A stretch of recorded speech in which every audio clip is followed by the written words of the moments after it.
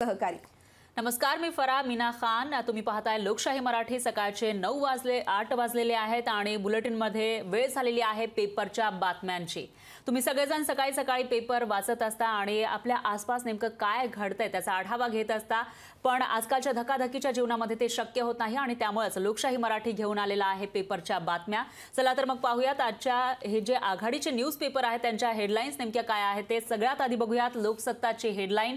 ED कारवाईच्या भीतीने उद्धव ठाकरेंना सोड चिठ्ठी दिल्याची चर्चा, अशी ही हेडलाईन आहे। रवींद्र वायकर यांनी काल प्रवेश केलेला होता शिवसेनेमध्ये आणि त्याविषयीची ही हेडलाईन आहे। लोकसभा निवडणुकीच्या तोंडावरच राज्यामध्ये पक्षांतराला वेग आला आहे। शिवसेना पक्षप्रमुख उद्धव ठाकरे यांच्या निकटवर्तीय मानले जाणारे जोगेश्वरीचे आमदार रवींद्र वायकर यांनी रविवारी मुख्यमंत्री एकनाथ शिंदे यांच्या नेतृत्वाखालील शिवसेनेमध्ये प्रवेश केला। ईडी कारवाईपासून बचाव करण्यासाठी वायकर यांनी पक्षांतर केल्याची चर्चा राजकीय वर्तुळात रंगलेली आहे आणि तीच हेडलाईन लोकसत्ता या पेपरची आहे। वर्षा आपण बघितलेला आहे लोकसत्ताची हेडलाईन आपण बघतोय। वायकर हे शिंदे गटामध्ये काल गेलेले आहेत आणि त्यानंतर त्याची पार्श्वभूमी या बातमीच्या माध्यमातून इथं सांगण्यात आली। ईडी कारवाईपासून बचाव करण्यासाठी वायकर यांनी पक्षांतर केल्याची चर्चा राजकीय वर्तुळात रंगलेली आहे। कारण वर्षा आपण बघितलं असेल तर मागील काही दिवसांपूर्वी वायकर यांचं नाव ईडी कारवाईमुळे चर्चेत होतं, पण आता ते शिंदे गटामध्ये प्रवेश करताना दिसतात, त्यामुळे त्यांचं नाव पुन्हा एकदा चर्चेत आलं।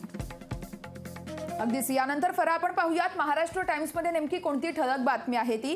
काँग्रेसच्या बालेकिल्ल्यात युसुफ पठाण हे मैदानात आले आहेत आणि आपण पाहतो तृणमूल काँग्रेसच्या सर्वेसर्वा ममता बॅनर्जी यांनी एकला चलो रेचा नारा दिलाय। तर पश्चिम बंगालमध्ये आता लोकसभेच्या सर्वच अर्थातच 42 जागांसाठी रविवारी उमेदवारांची घोषणा करण्यात आली आहे। पक्षाने माजी क्रिकेटपटू युसुफ पठाण यांना काँग्रेस नेते अधिरंजन चौधरी यांचा बालेकिल्ला असलेला बहरामपूर या ठिकाणी या मतदारसंघातून रिंगणात उतरलोय। तर तृणमूल उमेदवारांच्या यादीतून 7 विद्यमान खासदारांना वगळवलं आहे, तर काही नवीन चेहऱ्यांना यावेळी संधी दिली आहे। तर आसानसोल मतदारसंघात 2022 मधील पोटनिवडणूक या निवडणुकीमध्ये तृणमूल काँग्रेसच्या तिकिटावरती विजयी झालेले अभिनेते शत्रुघ्न सिन्हा यांना आता पुन्हा एकदा उमेदवारी देण्यात आली आहे। तर बशीरहाट बी लोकसभा मतदारसंघात अभिनेत्री नुसरत जहां यांच्या जागी माजी खासदार हाजी नुरुल इस्लाम यांना उमेदवारी देण्यात आली आहे। तर या मतदारसंघात आता संदेश खाली हे गाव होतं आणि याच अनुषंगाने आता ही एक उमेदवारी पाहायला मिळते। काँग्रेसच्या बालेकिल्ल्यात युसुफ पठाण यांना ही उमेदवारी देण्यात आली आहे।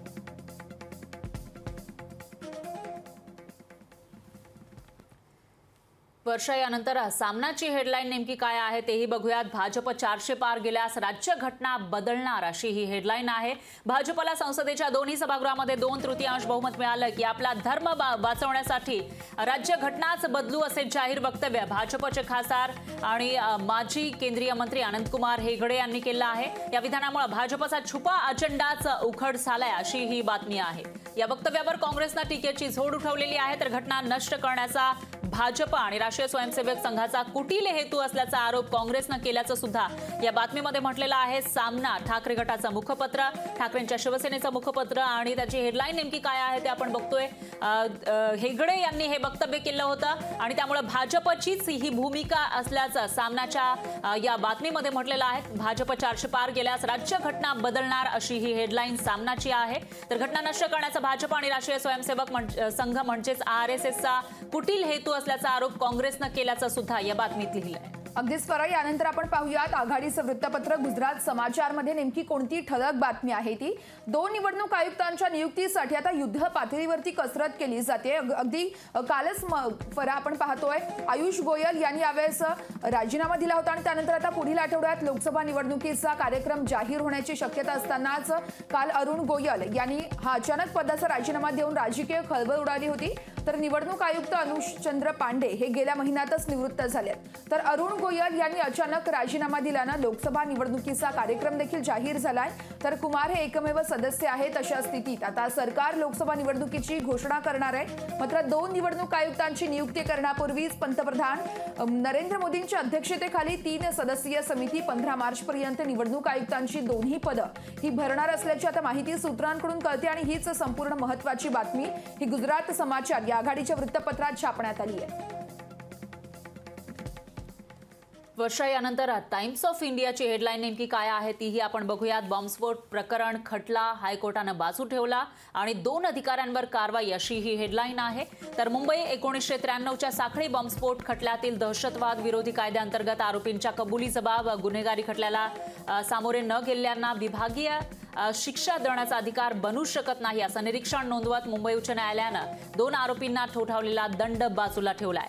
1993च्या बॉम्बस्फोटापूर्वी रायगडमधील जेटींवर शस्त्र आणि स्फोटक लँडिंगकडे डोळेझाक केल्याच्या आरोपाखाली विभागीय कारवाईचा सामना करणाऱ्या अनुक्रमे SM पडवळ आणि माजी केंद्रीय उत्पादन शुल्क निरीक्षक तसंच अधीक्षक यशवंत लोटले यांना उच्च न्यायालयानं दिलासा दिलेला आहे आणि तिची हेडलाईन आहे बॉम्बस्फोट प्रकरण खटला. यामध्ये हायकोर्टानं बाजूला ठेवलेला आहे आणि 2 अधिकाऱ्यांवर कारवाई असं ही हेडलाईन सांगते.